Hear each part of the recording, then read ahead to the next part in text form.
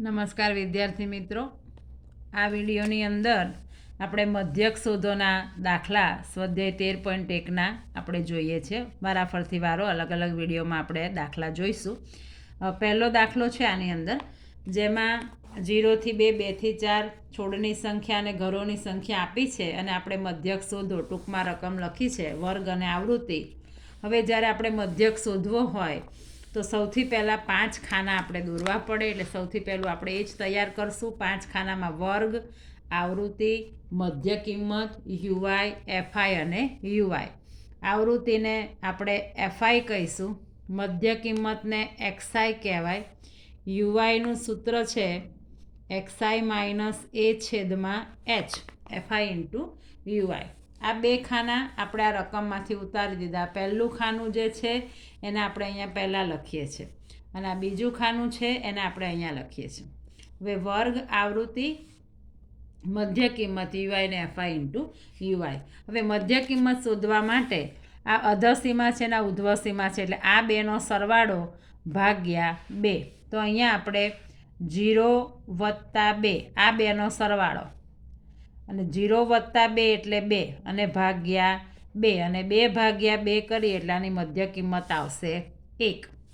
હવે આ બીજાનું કરીએ, 2 અને 4, આ બેનો સરવાળો એટલે 2 વત્તા 4, તો 2 વત્તા 4 એટલે 6, અને 6 ભાગ્યા 2 એટલે 6 અડધા 3, એટલે આની મધ્ય કિંમત મળશે 3. આપણે આ બેની શોધવાની એટલે આગળનાની ખ્યાલ આવી જાય કે 1માં 2 ઉમેરો તો 3 થાય છે, તો 3માં 2 ઉમેરો તો 5, 5માં 2 ઉમેરો તો 7, 7માં 2 ઉમેરો તો 9, 9માં 2 ઉમેરો તો 11, 11માં 2 ઉમેરો તો 13. તો આ એની મધ્ય કિંમત મળી.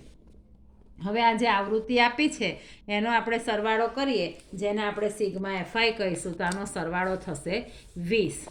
હવે મધ્ય કિંમત એટલે એટલું યાદ રાખવાનું કે આ બેની વચ્ચેની સંખ્યા એને મધ્ય કિંમત કહેવાય. ઘણીવાર વિદ્યાર્થીઓ સરવાળો કરે છે પછી 2 વડે ભાગવાનું રહી જાય છે. ધારો કે આ 4 અને 6 હોય તો 4 વત્તા 6 10 કરે, પછી એને 2 વડે ભાગો એટલે 5 આવે, તો ઘણીવાર વિદ્યાર્થીઓ ઉતાળમાં 4 વત્તા 6 બરાબર અહીં 10 જ લખી દે છે. એટલે આ ખાસ ધ્યાન રાખજો. હવે મધ્ય કિંમત આપણે શોધી દીધી.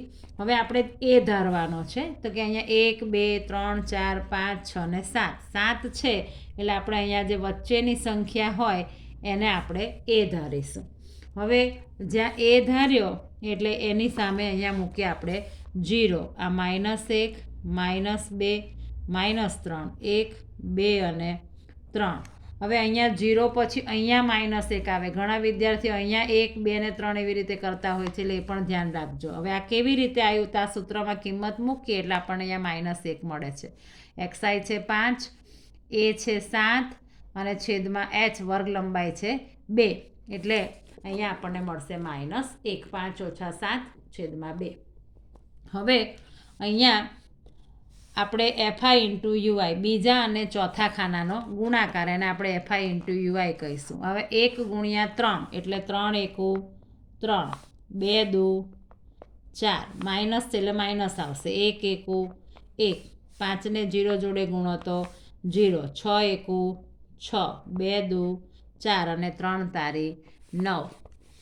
આપણે આ બીજા ખાનાનો એટલે કે આવૃત્તિનો અને ચોથા ખાનાનો, આવૃત્તિ એટલે એફઆઈ અને આ યુઆઈ, એ બેનો ગુણાકાર આપણે અહીંયા લખ્યો.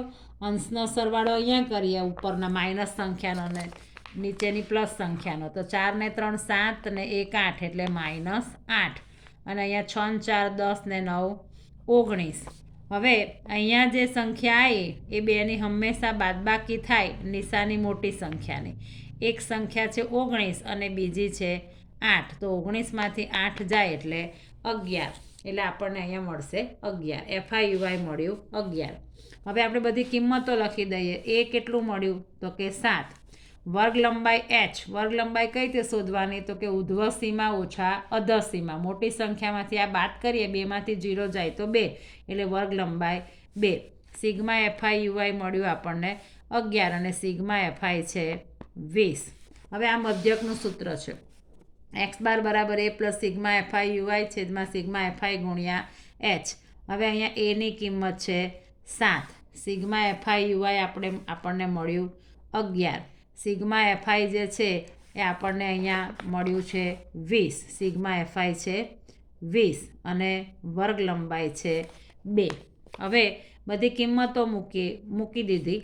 હવે આ 11 છે, 20ના અવયવ પડશે 10 દુ 20 અને આ 2 ગયા તો 7 અને અહીંયા 11ના છેદમાં 10 અને 11ના છેદમાં 10 છે એટલે આપણે એક સંખ્યા પછી પોઈન્ટ આવશે એટલે અહીંયા 1.1 અને 7 વત્તા 1.1 એટલે 8.1 એટલે આનો મધ્યક આપણને મળશે 8.1. ઘણાને સરવાળો અહીંયા પોઈન્ટ પછી એક સંખ્યા છે એટલે 7.0 અને આ વત્તા 1.1 એટલે અહીંયા આવશે 8.1 એટલે આનો આપણને જવાબ મળશે 8.1. હવે આપણે દાખલો નંબર 2 કરીએ. 2 દાખલા આપણે કરીએ પછી ત્રીજો હું તમને કયો પ્રેક્ટિસ કરવાનો એ હું તમને કહીશ. હવે બીજો દાખલો જેમાં પણ સેમ રીત છે. આ વર્ગ છે, આ આવૃત્તિ છે અને એની આપણે મધ્ય કિંમત શોધવાની છે. મધ્ય કિંમત કઈ રીતે શોધીશું તો કે અધસીમા વત્તા ઉધ્વસીમા 500 વત્તા 520 એટલે 1020 અને 1020 ભાગ્યા 2 કરીએ. અહીંયા આપણે તમને કરીને બતાવું કે 500 વત્તા 520 એટલે 1020 અને 1020 છે એને આપણે 2 વડે ભાગીએ તો 2 પંચા 10, 2 એકુ 2 અને આ 0 એટલે અહીંયા 0 તો 510. તો અહીંયા આપણને પહેલી મધ્ય કિંમત મળી 510. એવી રીતે 520 વત્તા 540 એટલે 1060 અને 1060ને આપણે 2 વડે ભાગીએ તો આપણને મળશે 530. એટલે અહીંયા બીજી મધ્ય કિંમત મળી 530. હવે આપણને ખ્યાલ આવી ગયો કે 510માં 20 ઉમેરો તો 530 આવે છે તો આ આવશે 550, પછી આવશે 570, 590, 20 ઉમેરતા જવાનું. જે વર્ગ લંબાઈ હોય એ ઉમેરતા જવાનું. અને વર્ગ લંબાઈ કઈ રીતે શોધવાની? ઉધ્વસીમા ઓછા અધસીમા, મોટી સંખ્યા ઓછા નાની સંખ્યા. આવૃત્તિનો સરવાળો છે 50. હવે આપણે યુવાય શોધીએ. પહેલાં આપણે એ નક્કી કરી દઈએ તો કે 1, 2, 3, 4 ને 5. તો અહીંયા આપણને એ મળ્યું 550. હવે જ્યાં આપણે એ ધાર્યું, જ્યાં એ છે એને આપણે મૂકીશું સામે 0. આ -1, -2, અહીંયા 1 અને 2. હવે આપણે એનો ગુણાકાર બીજી અને ચોથા એટલે કે એફઆઈ ઇન્ટુ યુઆઈનો આપણે કરીશું ગુણાકાર.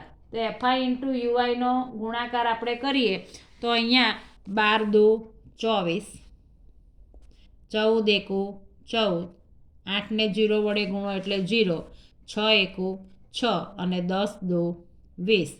અહીંયા આનો સરવાળો ને અહીંયા આનો સરવાળો તો અહીંયા 4 ને 4 8, 2 ને 1 3 એટલે -38 અને અહીંયા 20 ને 6 26. તો સિગ્મા એફઆઈ યુઆઈ હંમેશા આ બે સંખ્યાની બાદબાકી જ થાય, નિશાની મોટી સંખ્યાની. તો અહીંયા મોટી સંખ્યા માઇનસ છે એટલે જવાબ આવશે માઇનસમાં. 38 ઓછા 38 અને વત્તા 26. તો 38માંથી 26 જાય તો અહીંયા મળશે આપણને ઓછા 12. એટલે આપણને સિગ્મા યુવાય મળ્યું ઓછા 12. એ બધી કિંમતો લખી દઈએ. એ આપણે ધાર્યું છે 550. વર્ગ લંબાઈ કઈ રીતે શોધીશું? ઉધ્વસીમા ઓછા અધસીમા એટલે વર્ગ લંબાઈ થશે 20. સિગ્મા એફઆઈ યુવાય મળ્યું આપણને -12 અને સિગ્મા એફઆઈ છે 50. સૂત્રમાં કિંમત મૂકીએ. એની કિંમત 550, એફઆઈ યુવાય -12, સિગ્મા એફઆઈ 50 અને એચ બરાબર 20. હવે આ એક મીંડું ગયું અને વત્તા ઓછા એટલે આ 550, આ વત્તા ને આ ઓછા એટલે હવે આ ઓછા થઈ ગયું. આ ઓછા અને છેદમાં અહીંયા 12, આ મીંડું ઉડી ગયું એટલે આ 12 ગુણ્યા 2 રહ્યા અને આ છેદમાં 5. તો 12 દુ 24 એટલે 24 ભાગ્યા 5.